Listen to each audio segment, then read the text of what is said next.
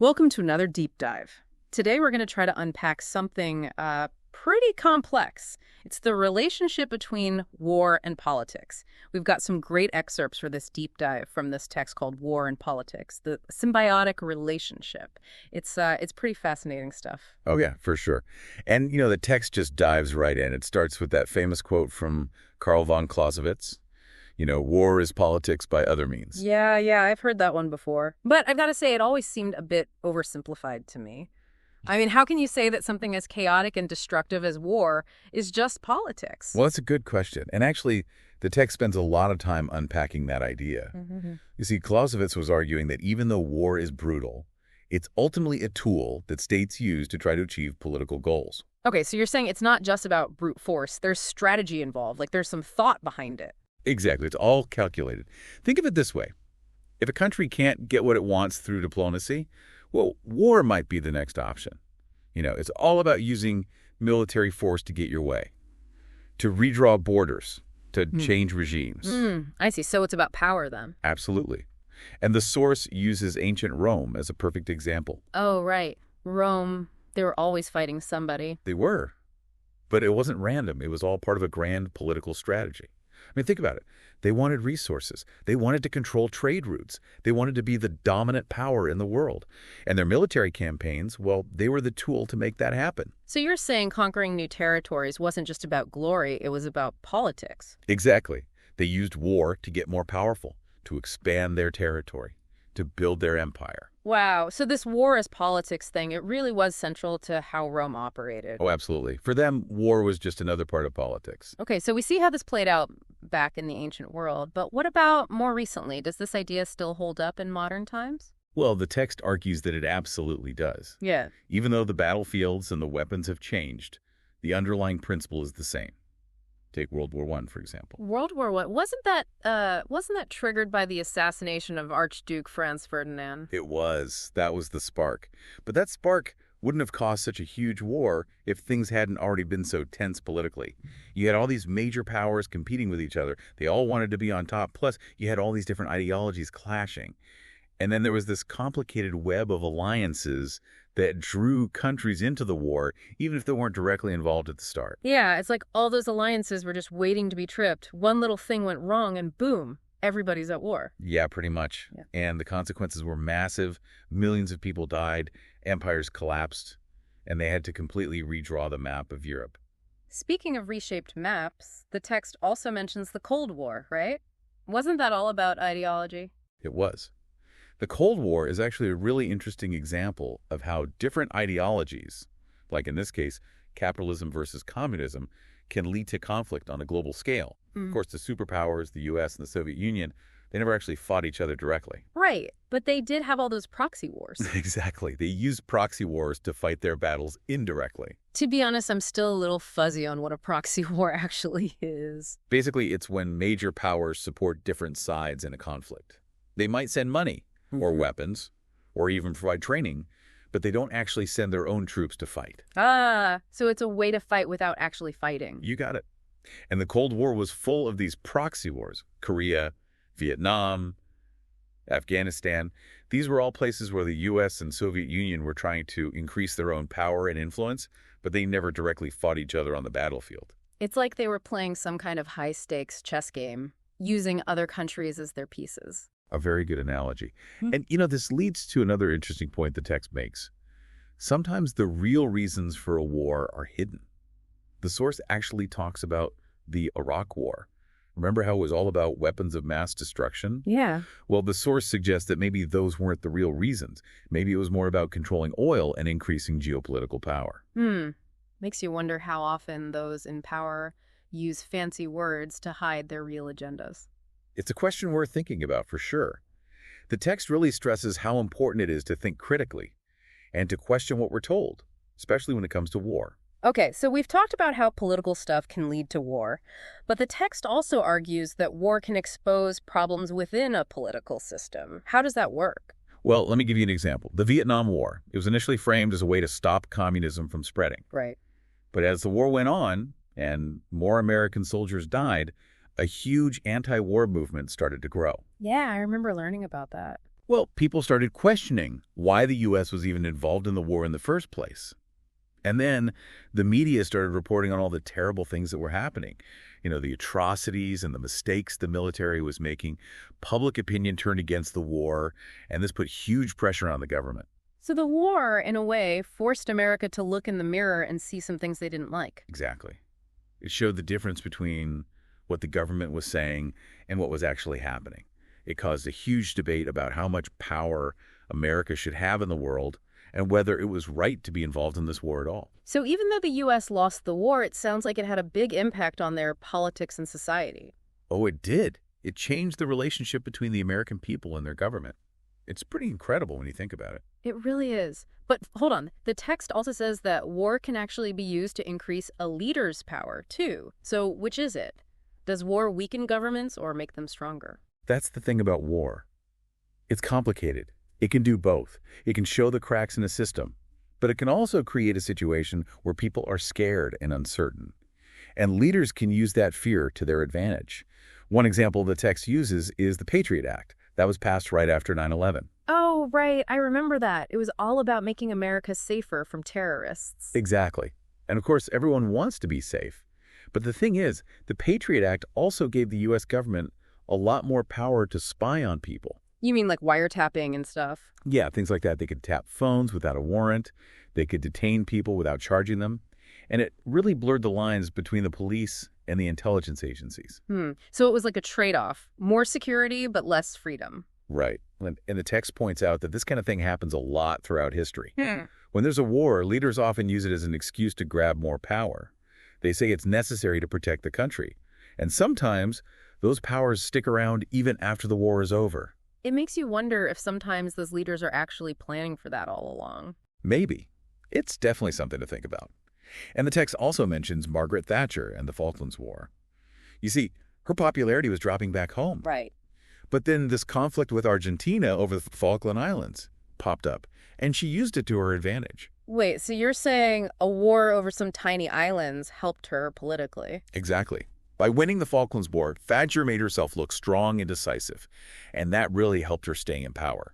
Wow. So she used the war to boost her own career. That's kind of amazing. It is, and it shows how war can be used to shape public opinion and influence politics. But of course, war is always risky. The Force even talks about how the Russian Empire collapsed after World War I. Yeah, that's a pretty extreme example of how war can backfire. It is. And even when a country wins a war, there can be long-term consequences that cause problems later on. The text even mentions the U.S. withdrawal from Afghanistan. It argues that this really hurt America's reputation and its ability to be a strong leader in the world. I'm starting to see how war isn't just some isolated event. It's connected to so many other things. It can change political systems and shape history for years to come. You got it. And that's a major point that the text is making. Wars are messy. They're tangled up with politics in so many ways. And the consequences, well, they can be really hard to predict. Even when it seems like someone has won, there can be a lot of hidden costs that come out later. It's a lot to think about. We've talked about how politics can cause wars, how wars can reveal problems in governments, and how leaders can use war to increase their own power. It's pretty complicated stuff. It is, yeah. Yeah. But we've only scratched the surface. There's a lot more to unpack here. The text goes even deeper into this relationship between war and politics. Yeah. It talks about the long-term effects of war and how people are trying to find ways to stop this cycle of conflict. I can't wait to dive into that in part 2 of our deep dive. Be sure to join us then as we continue to explore this complex and fascinating relationship between war and politics. Welcome back to the deep dive. We're picking up right where we left off, talking about the relationship between war and politics. Before the break, we were discussing how wars can reveal weaknesses in political systems, but the text suggests there are other more long-term effects too, more subtle things. Yeah, that's right. The text uses World War II as an example, and the decolonization movements that happened after the war. It argues that even though the war itself didn't directly cause the collapse of all those European empires, it definitely helped create the conditions for it to happen. Okay, yeah, I see what you mean. World War II really weakened those big colonial powers like Britain and France. They lost a lot of people and spent a ton of money on the war effort. But how did that actually translate into those decolonization movements? How are they connected? Well, the war had a huge impact on global politics. For one thing, it exposed how hypocritical those European powers were. I mean, they were saying they were fighting for freedom and democracy while they were still controlling all these colonies around the world. Right. It's like do as we say, not as we do. Exactly. And that really fueled a lot of resentment and anger in those colonized territories. It inspired people to fight for their own independence. So the war kind of chipped away at the moral authority of those empires. Yeah, you could say that. And practically speaking, the war really disrupted things. Colonial economies were a mess. Resources were scarce. And those European powers had to focus on rebuilding their own countries, which were pretty much destroyed. So all of that created an opening for independence movements to gain some traction. It's amazing to see how those events, a war in Europe and then these political changes happening in Asia and Africa, how they're all connected. It really shows how intertwined global politics is. And it just emphasizes that the consequences of war can be really far-reaching, and they can be unpredictable. Things can play out for years, even decades, after the actual fighting is over. Okay, so we've seen how war can be both a cause and a result of changes in political systems. But can we ever really separate war from politics? I mean, is it even possible to break free from this cycle of fighting? Well, that's the big question, isn't it? And the text digs into that very idea. It actually presents some arguments suggesting that maybe, just maybe, globalization and all this economic interdependence we have now is making war less attractive for countries. I can see that. I mean, in today's world, everyone's economies are so interconnected. If one country goes to war, it disrupts trade and financial markets and all those supply chains. Everyone suffers. Exactly. In a lot of cases, war has just become way too costly, especially for countries that are really plugged into the global economy. It makes more sense to try to find peaceful solutions, even when things are really complicated. That's a good point. But let's be real, there are still wars happening all over the place. It's not like globalization has magically solved everything. Oh, absolutely. And the text acknowledges that. It says that even though those big wars between countries are less common, we're seeing other types of conflict popping up. Things like proxy wars and cyber warfare and civil wars driven by ethnic or religious differences. The way we fight might be changing, but the political reasons behind it, those are still there. So it's like we're swapping out one set of problems for another. Instead of huge armies fighting each other, we have these more shadowy conflicts going on online or through other groups. Yeah, it's a different kind of battlefield. And those new types of conflict, they come with their own challenges. It can be hard to even figure out who started it or who to hold responsible. It sounds like if we really want to achieve lasting peace, we can't just focus on preventing those traditional wars. We have to figure out how to address all these political tensions and find peaceful ways to resolve those conflicts, no matter what form they take. Absolutely. And the text really emphasizes that true peace, it's not just about stopping the fighting, it's a process. It involves a lot of talking and negotiating and working together to figure out what caused the conflict in the first place and how to fix it. So we have to address the root causes, not just the symptoms. That's the idea. It's about building institutions that can help resolve conflicts, promoting open communication, and really fostering a global culture of respect for human rights and the rule of law. It's a tough task, but the text argues it's the only way to achieve true peace. I can see that. If we just stop the fighting without addressing the real problems, it's only a matter of time before it all starts up again. Right, it's like putting a Band-Aid on a broken leg. It might look better on the surface, but it won't actually fix the problem. Good analogy. That brings up something else I was thinking about. Can we ever really escape this whole cycle of war and politics? Or is it just part of human nature? That is a great question. And the text acknowledges this very issue. You see, humans, throughout history, we've always had this desire for power and security. And we've always wanted to feel like we belong, like we're part of a group. And sometimes those desires, they've led to competition, to rivalry, and ultimately to conflict. But here's the thing. Just because something has always been a certain way doesn't mean it has to stay that way. You're saying we can change, that we're not stuck with this pattern forever. That's exactly the point the text makes. We're not just puppets of our genes or our history. We can learn, we can adapt, and we can make choices that shape our future. Well, that's encouraging. But if we can change, how do we actually break free from this cycle of conflict? It seems so ingrained in everything. It's a huge challenge, for sure. But the text points to some hopeful examples. Think about the United Nations, or the development of international law, or even the fact that the global economy is so interconnected. These are all signs that we're capable of finding new ways to work together and resolve conflicts without resorting to violence. So it's about building systems and institutions that encourage cooperation, making war seem less appealing, both practically and morally. Exactly. And it's about creating a culture that values diplomacy, a culture where talking and compromise are seen as strengths, not weaknesses. We have to remember that even though our interests might clash sometimes, we're all human. We're all in this together. That makes a lot of sense. Understanding this whole war and politics thing isn't just about analyzing history. It's about making smart choices today so we can create a better future. That's it. It's about using this knowledge to make a difference. It's about being more critical of what we read and hear. It's about questioning those narratives that tell us violence is the answer or that make us afraid of people who are different from us. And it's about supporting policies that promote peace. It sounds like you're saying we can't just sit back and watch things happen. We have to actively try to build a better world. Exactly. Every choice we make, every action we take can move us closer to that goal.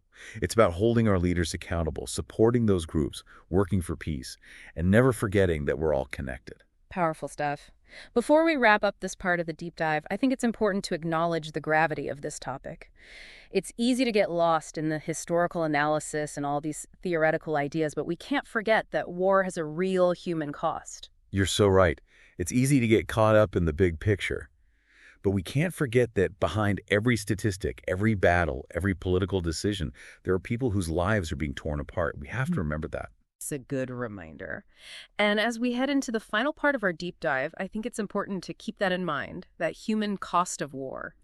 Join us as we continue this discussion and think about what we can do to create a more peaceful future. Welcome back to the deep dive. We've been exploring this complicated relationship between war and politics, and it's a lot to take in, you know.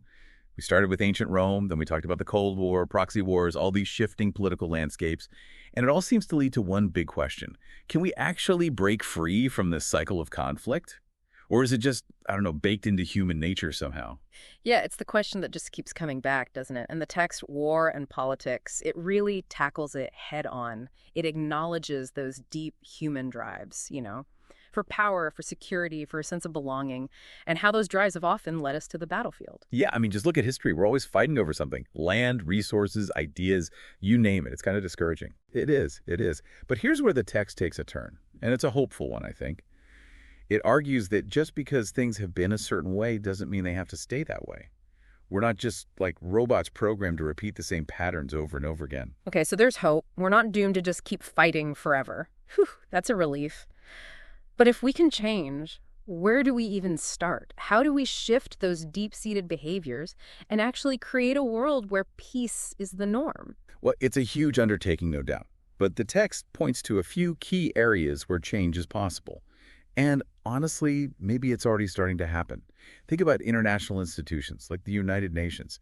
Sure, it's not perfect, but it's an attempt to create a space where countries can come together, talk about their problems, and try to find peaceful solutions. So instead of immediately jumping to war, we're at least trying to talk to each other first. Exactly. And then you have the development of international law. It's still evolving, but it's a step in the right direction. Trying to create rules of the game, hold countries accountable for their actions, and create ways to resolve disputes without resorting to violence. Okay, that makes sense. Building systems that encourage cooperation. But what about those deep-seated human drives we talked about earlier? Can we really change human nature? Now that's the million-dollar question. Can we completely erase those instincts for power and competition? Probably not. But can we channel them in a more positive direction? I think so. The text really emphasizes the role of education here. If we teach critical thinking, if we promote empathy, if we expose people to different cultures and perspectives, then maybe we can raise a generation that's less likely to resort to fear and prejudice. A generation that's more open to finding common ground and looking for peaceful solutions. So it's not about suppressing those drives completely. It's about finding ways to redirect them, finding ways to be ambitious and competitive without resorting to violence. Exactly. And it's not just about formal education. It's about the whole culture. We need to create a culture that values dialogue, compromise, respect for human rights. A culture that remembers that even though we're different, we're all human. We're all in this together. I like that. It sounds a little idealistic, I have to admit. But then again, if you look back at history, humans have done some pretty incredible things. I mean, we ended slavery, we built democracies, we even landed on the moon. You're right. Progress is possible even when it seems impossible.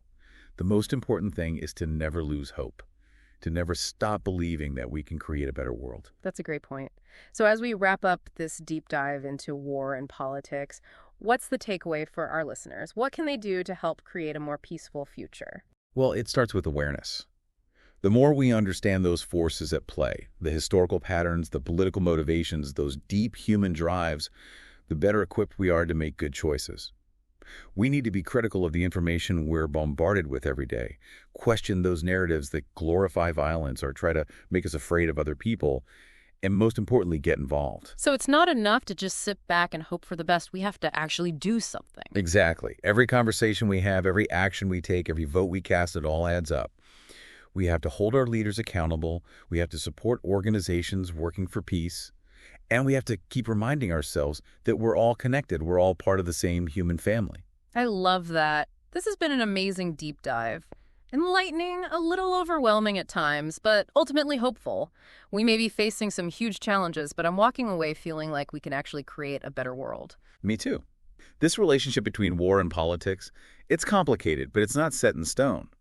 We have the power to change things, to choose a different path. A path towards peace, cooperation, a future where war is nothing more than a distant memory. Well said. Thank you so much for joining us on this journey. Keep exploring, keep questioning, and never give up hope. Until next time, stay curious, stay engaged, and keep striving for that brighter future.